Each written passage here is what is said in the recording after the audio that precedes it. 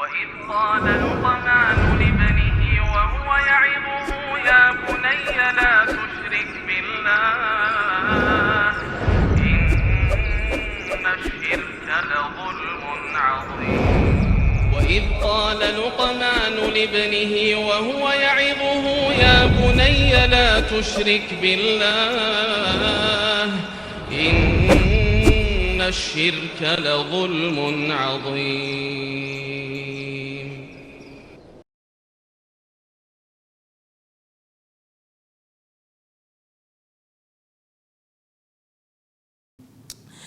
Selanjutnya ikhwah, hal sahha minal man'i min kasli 'idhamil aqiqatil hadis. Apakah benar ada hadis sahih di mana di sana tertera dilarangnya memecahkan tulang hewan akikah? Maksudnya ini ketika kita itu kan telah disembelih tuh, terus mau dimakan, ya. Jadi apakah benar ada hadis yang mengatakan nggak boleh itu tulangnya dipecah? Ya, lantas kok nggak dipecah tulangnya gimana? Jadi satu rusuk itu dimakan satu rusuk begitu, cuma gimana? Nah, intinya pertanyaan ini benar nggak ada bahwasanya di sana ada larangan Rasulullah Shallallahu Alaihi Wasallam melarang memecah tulang ataupun mematahkan tulang akikah, hewan akikah. Baik, maksudnya itu ketika dia inilah maksudnya ketika sudah disembelih, bukan ketika masih hidup. Ini kambing akikah dilarang mematahkan tulang. Ya iyalah, itu kan menzolimi namanya, ya. Maksudnya ini setelah disembelih, ya. Setelah disembelih mau cincang-cincang, itu boleh nggak dipecahkan atau dipatahkan tulang-tulangnya? Berarti kan kalau udah dipatahkan ini kan diambil di tengah. Misalnya dari lutut ke kaki, ambil tengah, potong. Rusuk, daging rusuk, tulang rusuk, ya. Kan tulang rusuk agak panjang tuh. Nggak boleh dipotong tengah, berarti kan mematahkan atau memecahkan. Demikian ikhwah rahimani Allah wa iyyakum. Tapi apakah betul ada hadisnya yang sahih? Penulis menjawab, lam yasihhu fi dzalikal hadis fi ma a'lam. Sepengetahuanku, kata penulis, hadisnya enggak sahih. Wa biyanuhu, dan penjelasannya yaitu annahu qad akhraja Abu Dawud fil marasil. Imam Abi Dawud meriwayatkan hadis ini dalam kitabnya Marasil, ya. Kitab Marasil itu yang di dalamnya kitab hadis-hadis yang sanadnya mursal, ya. Wal mursalu minhu sahabiyyin saqat. Hadis mursal adalah yang sahabat tak disebutkan dalam sanadnya, sahabat itu jatuh, artinya tidak disebutkan dalam sanad. Dari tabi'in langsung ke Rasulullah, ya. Seharusnya kan dari tabi'in sahabat baru Rasulullah SAW. Gak akan mungkin tabi'in mendengar langsung hadis berita dari Rasulullah SAW. Itu gak mungkin. Pasti ada perantara sahabat. Nah, si tabi'in ini tak menyebutkan sahabat. Misalnya an Hasan al-Basri an Rasulillah SAW. Dari Hasan al-Basri dari Rasulullah SAW. Tentu kan ini ganjil ikhwah, ya. Kok bisa Hasan al-Basri dapat berita dari Rasulullah SAW? Seharusnya kan ada sahabat. Seperti an Sa'id ibn Musayyib, an Sa'id ibn Musayyib, an Rasulillah. Loh kok bisa? Sa'id ibn Musayyib walaupun dia kibaru tabi'in, tapi kan dia gak akan mungkin dapat berita langsung dari Rasulullah. Pasti ada diperantarai oleh sahabat. Nah, jika ternyata tidak ada sahabatnya, maka ini dikatakan mursal, hadis yang mursal. Makanya dalam kitab Manzum Ibnu Baikuniyah disebutkan wal mursalu minhu sahabiyyin saqat wa qul gharibun ma rawa rawin faqat. Nah, katakan bahwasanya hadis gharib itu adalah yang hanya diriwayatkan oleh satu orang. Demikian ikhwah. Jadi kita Imam Abi Daud meriwayatkan hadis ini dalam kitab Marasil. Marasil jamak daripada hadis mursal, hadis mursal. An Ja'far bin Muhammad an abihi anna Nabiyya sallallahu alaihi wasallam qala. Dari Ja'far bin Muhammad dari ayahnya bahwasanya Nabi sallallahu alaihi wasallam bersabda, qala fil aqiqatil lati aqatha Fatimah an Hasan wal Husain. Yaitu beliau berkata tentang akikah yang beliau sembelih, beliau berkata beliau memerintahkan hewan akikah yang beliau akikahkan untuk Hasan dan Husain. Beliau berkata kepada Fatimah, ya, tentang hewan akikah yang akan disembelih untuk Hasan dan Husain. Apa kata beliau? Ani ba'athu ilal qabilah minha. Kirimkan sebahagian dagingnya ke bidan. Ya, ke bidan. Maksudnya bidan yang membantu lahiran Hasan dan Husain. Birijlin. Ya. Ani ba'athu ilal qabilati minha birijlin. Kirimkan daging-daging kaki-kaki kambing ini ke bidan yang menolong lahiran Hasan dan Husain. Wa at'imu, dan berikan makan, wala tukassiru minha 'azaman. Namun janganlah tulangnya dipecahkan, kata beliau. Dzakarahu al-Baihaqi naqlan 'anil marasil. Imam Baihaqi juga menyebutkan, tapi dia menyebutkannya dari beliau nukil dari kitab Abu Daud dalam kitab Marasil. Demikian hadis mursal. Kemudian ikhwah rahimani Allah wa iyyakum. Baik, kemudian waqad rawal Hakim fi mustadrakihi. Imam Hakim juga meriwayatkan dalam kitab Mustadraknya min tariqi Atha an Ummi Kurzin wa Abi Kurzin. Yaitu dari jalur Atha dari Ummu Kurzin dan Abi Kurzin. Ingat, salah satu yang meriwayatkan hadis tentang lil gulami syatani wal jati syatun, untuk anak laki-laki kekahnya 2 kambing dan untuk anak perempuan kekahnya 1 kambing, di antaranya selain Aisyah radhiyallahu anha, ya, kemudian selain Amr bin Syuaib, di antaranya dia itu yang meriwayatkannya adalah sahabiah yang bernama Ummu Kurzin, ya. Nah, taib. Jadi ikhwah, Imam Hakim menyebutkan riwayat sanad hadis ini di dalam kitab Mustadraknya, yaitu melalui jalur Atha an Ummu Kurzin wa Abi Kurzin. Jadi dia meriwayatkan dari Ummu Kurzin dan Abu Kurzin, dari suami istri. Qala, mereka dua berkata, nadarat imra'atun min ali Abdurrahman bin Abi Bakar, bahwasanya salah seorang wanita dari keluarga Abdurrahman bin Abi Bakar in waladat imra'atu Abdurrahman naharna jazuran. Apabila istri Abdurrahman melahirkan, maka kami akan menyembelih jazuron, yaitu unta. Kami akan menyembelih unta. Jadi wanita ini bernadarlah wanita ini, kalau nanti istrinya Abdurrahman bin Abi Bakar melahirkan, maka aku bernadar akan mengakekahkan untuk si bayi tersebut seekor unta. Itu dia, itu nazarnya. Faqalat Aisyah radhiyallahu anha, lantas Aisyah radhiyallahu anha berkomentar tentang pernyataan ini, ya, mengomentari wanita yang menazar untuk memberikan akikah dengan menyembelih seekor unta. Ini menunjukkan ikhwah rahimanallah wa iyyakum bahwasanya akikah itu memang tidak wajib. Mengapa? Karena nazar itu kan tidak wajib. Nazar itu kita syaratnya adalah sesuatu yang enggak wajib. Misalnya ini, saya bernazar nanti di bulan Februari saya bernazar akan berpuasa Senin Kemis dalam 1 bulan. Demikian. Maka nazarnya puasa Senin Kamis itu yang tadinya sunnah menjadi wajib untuk dia karena bernazar. Kalau orang sekarang kan nazarnya itu ada imbalan, misalnya kalau saya sembuh maka saya akan berpuasa Senin Kamis selama 3 bulan. Nah, begitu.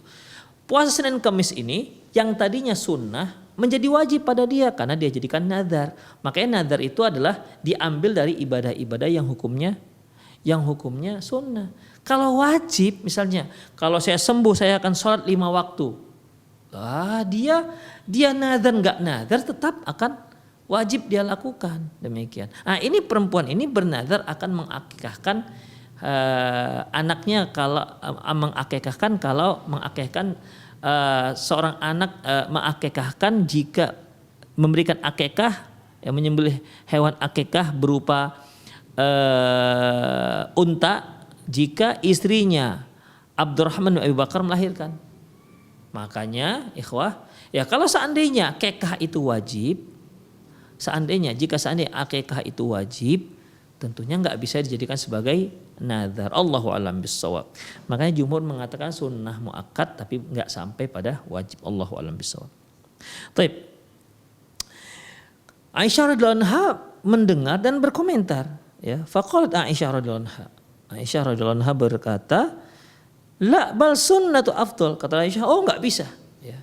Bal sunnatu afdal. Yang lebih baik itu adalah sunnah. Artinya kambing.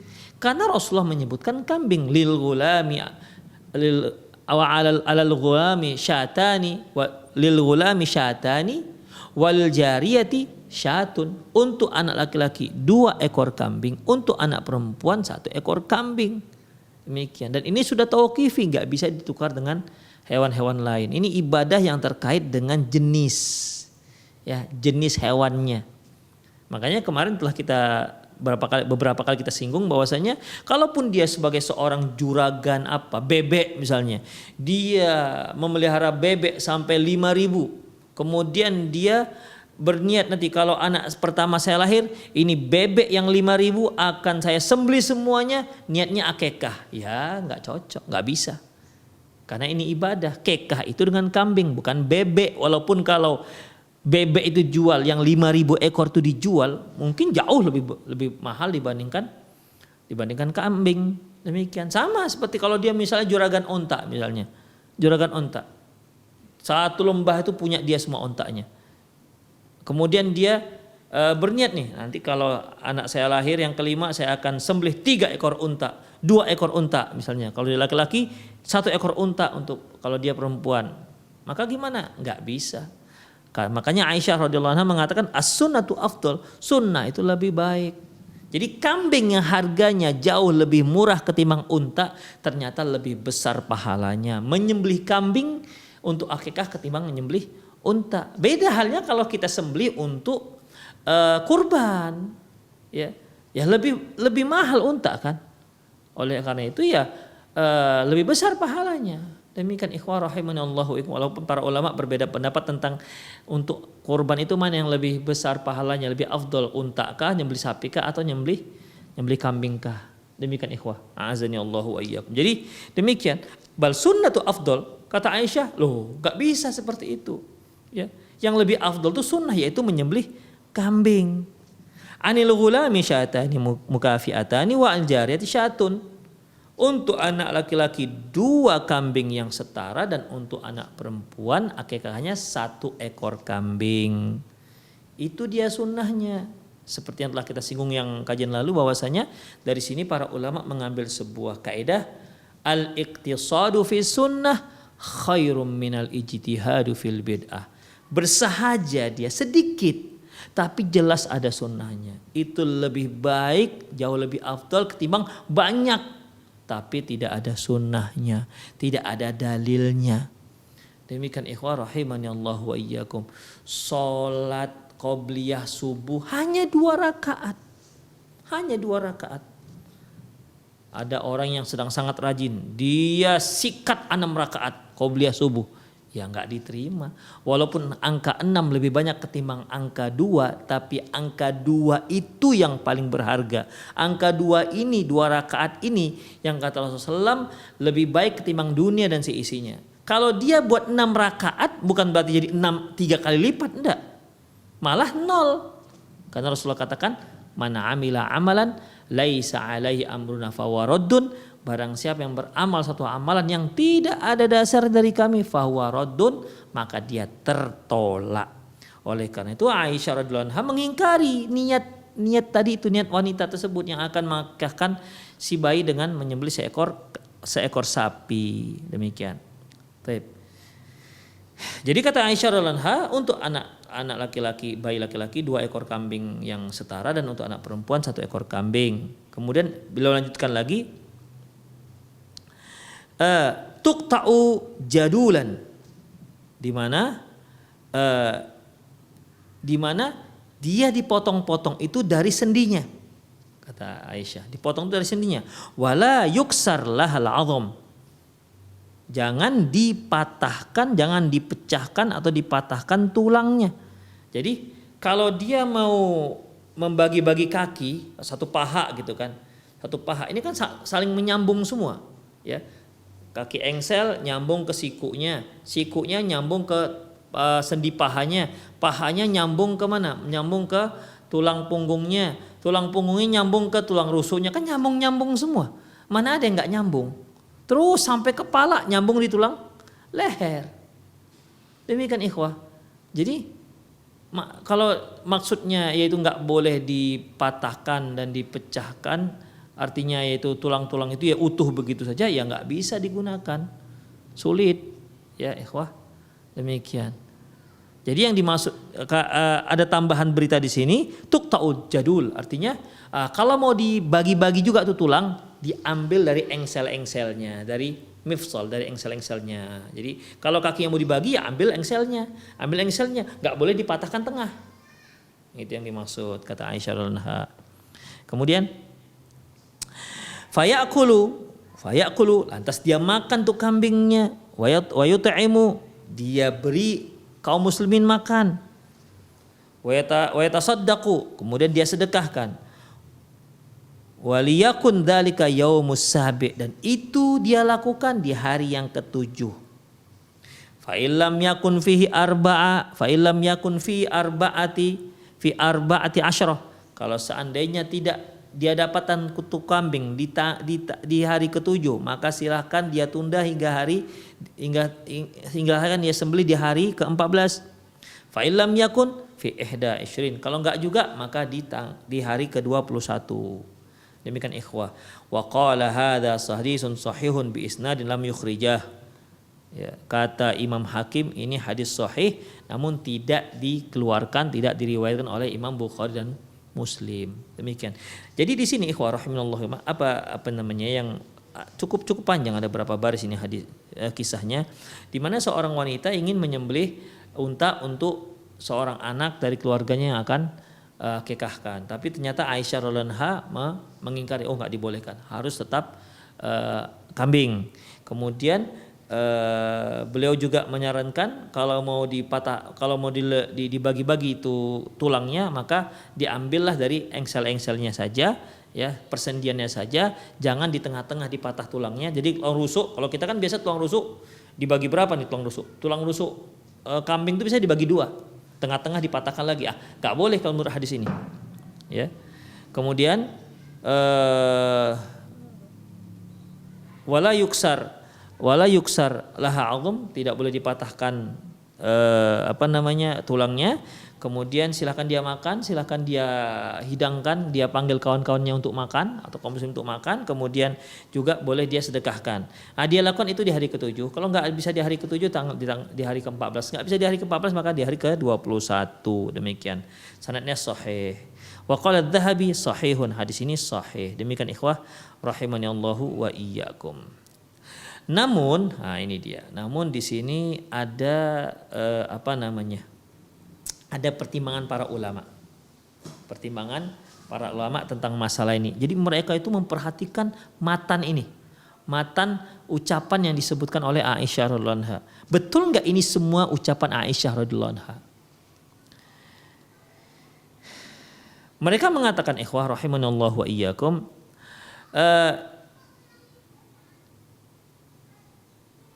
diriwayatkan oleh Imam Abi Daud dan Imam Nasai dan lain-lainnya dari hadis Ummu Kurzin ini Al-Ka'biyah dalam masa akikah yang melalui jalur Atha dari Habibah binti Maisarah, yukhsha inqita fi hadzal hadis baina Atha wa Ummu Kurzin. Hadis ini dikhawatirkan, kata mereka, hadis ini dikhawatirkan terputus. Ya, karena Atha tidak bertemu dengan Ummu Kurzin, kata mereka, ya. Wa aidan thabata hadis Ummul Mukminin Aisyah duna qauli tuqta jadulan. Demikian juga ada hadis memang diriwayatkan dari ucapan Ummul Mukminin Aisyah radhiyallahu anha, ya.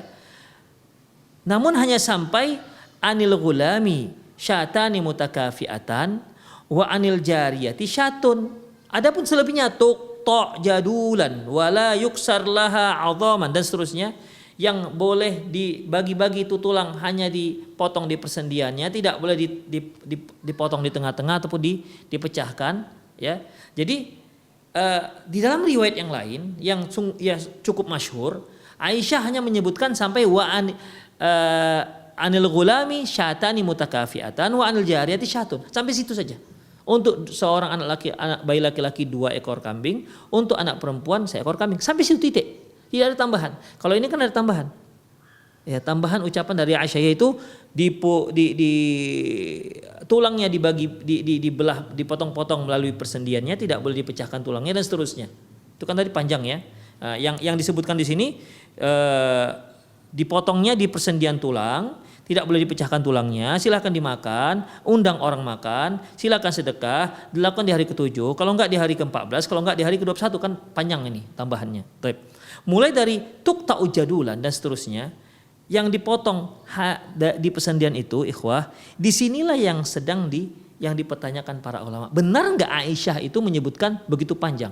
Karena dalam riwayat-riwayat yang lain, ya dalam riwayat-riwayat yang lain hanya sampai wa anil jariyati syatun, untuk anak perempuan 1 ekor kambing, hanya sampai situ. Demikian ikhwah. Ya. Jadi Imam Baihaqi rahimahullah menyebutkan bahwasanya an Amir al-Ahwal an Atha, dari Amir al-Ahwal dari Atha dari Ummu Qurzin fadzakarul hadis. Kemudian dia menyebutkan hadis.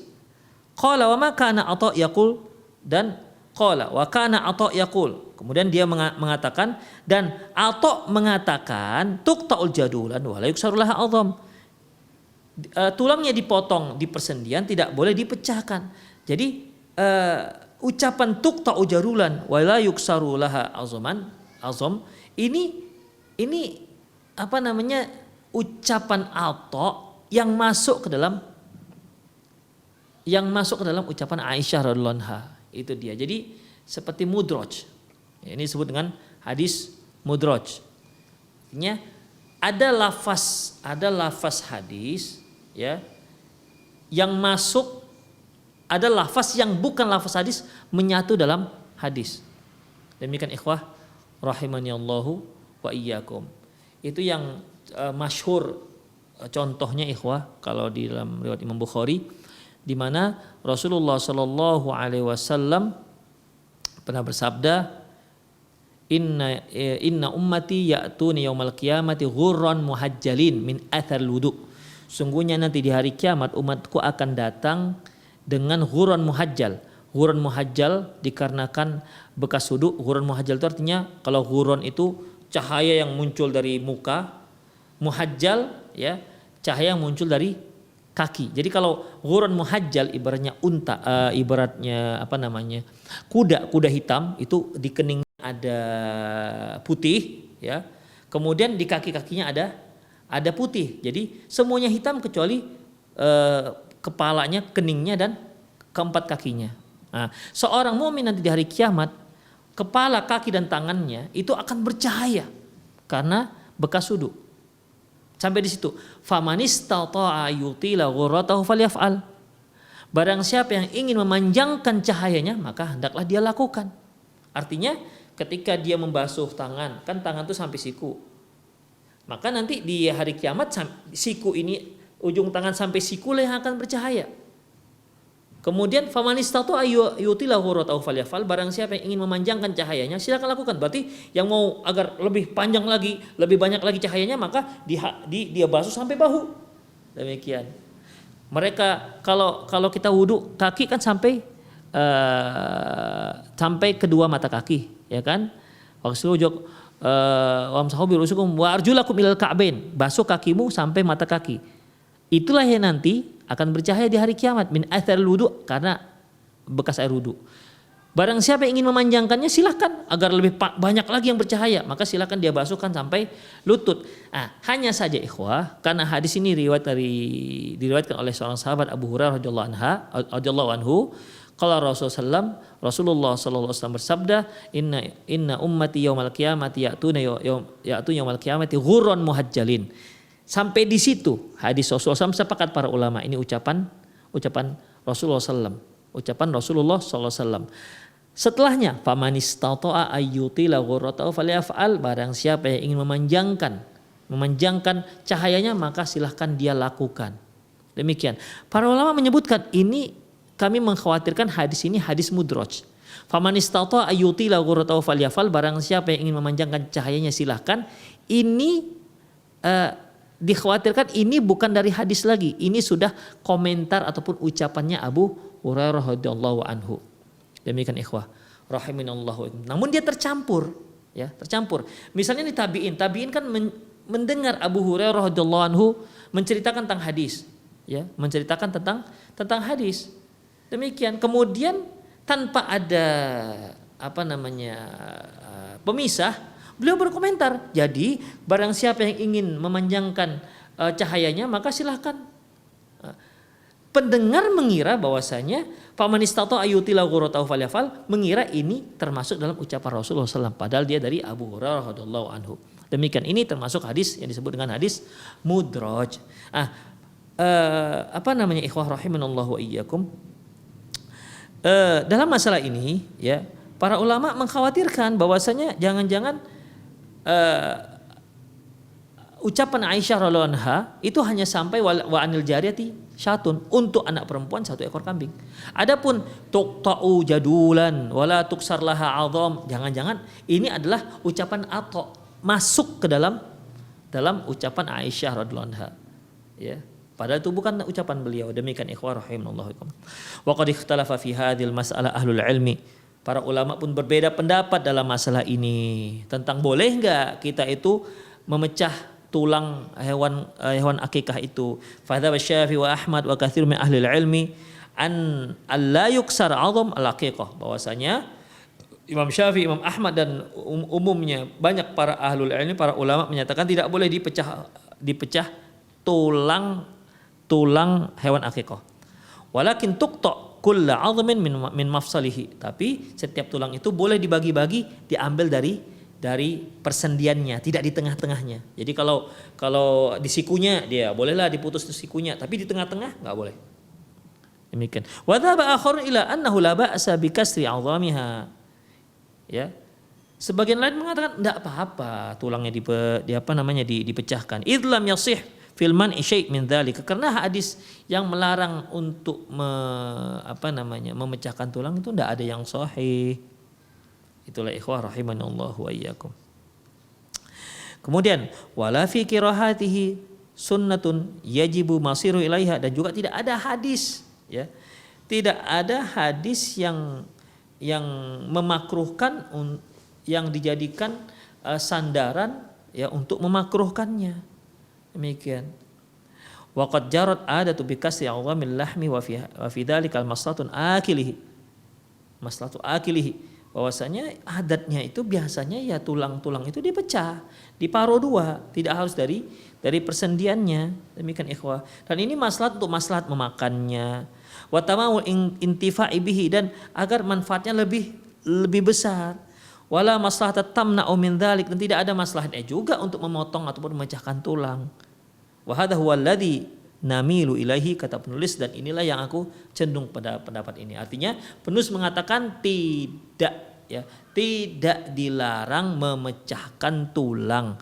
Adapun tulang hewan akikah, adapun yang menyatakan tidak dibolehkan berdasarkan hadis yang kita katakan tadi, ya. Hadisnya hadis mudraj. Demikian ikhwah, dan itu pun ucapan Aisyah radhiyallahu anha. Adapun hadisnya yang langsung dari Rasulullah SAW, hadisnya mursal, ya. Hadisnya mursal yang ada dari Aisyah radhiyallahu anha, itu pun dikhawatirkan ada lafaz yang mudraj, pas lafaz itu terkait dengan masalah kita, yaitu tidak dibolehkan memecahkan tulang. Allahu a'lam bissawab. Penulis menyampaikan bahwasanya menyimpulkan tidak boleh dipecahkan tulangnya. Demikian.